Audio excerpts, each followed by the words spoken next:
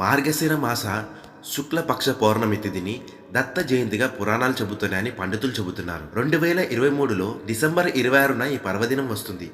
మార్గశిర పౌర్ణమి రోజు దత్తాత్రేయుడు అవతరించాడు.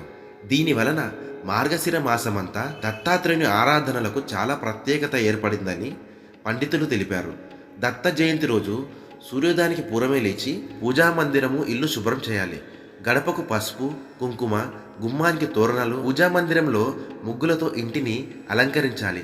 తలస్నానం చేసి పసుపు వస్త్రములను ధరించాలి. పూజకు ఉపయోగపడు వస్తువులు పటములకు గంధము కుంకుమతో అలంకరించాలి. మందిరములో పసుపు రంగు వస్త్రం పరచాలి.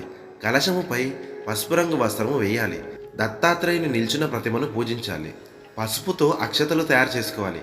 పూజకు కావలసిన పువ్వులు పసుపు పువ్వులు, అలంకరణకు వాడవలసిన పూలు చామంతి పూలు పసుపు రంగువి, నివేదన చేయవలసిన నైవేద్యం లడ్డూలు, సమర్పించవలసిన పిండి వంటలు కేసరీబాత్, నివేదించవలసిన పండ్లు అరటి పండ్లు, పారాయణ చేయవలసిన అష్టోత్తరము దత్త అష్టోత్తరము, పారాయణ చేయవలసిన స్తోత్రాలు దత్తస్తవము దత్తాత్రేయ సహస్రనామావళి, పారాయణ చేయవలసిన గ్రంథం శ్రీ దత్త చరిత్ర శ్రీ గురు చరిత్ర, పారాయణ చేయాల్సిన అధ్యాయములు శ్రీ దత్త జననము, దర్శించవలసిన దేవాలయాలు శ్రీ దత్త దేవాలయం, దర్శించవలసిన పుణ్యక్షేత్రాలు గానుగాపూర్, చేయవలసిన ధ్యానములు శ్రీ దత్త ధ్యానము, చేయవలసిన పూజలు శ్రీ దత్త ప్రదక్షిణా పద్ధతి, దేవాలయంలో చేయించవలసిన పూజా కార్యక్రమాలు దత్త అష్టోత్తర పూజ, ఆచరించవలసిన వ్రతము శ్రీ సత్యదత్త వ్రతము, ఉదయం నుండి సాయంత్రం వరకు ఉపవాసము నియమము జాగరణ నియమము లేదు.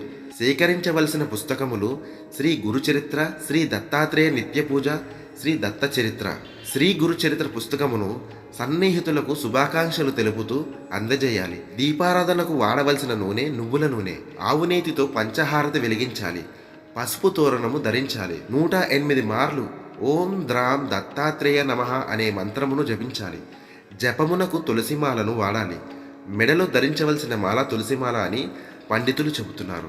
ఓం శ్రీ దత్తాత్రేయ స్వామియే నమః.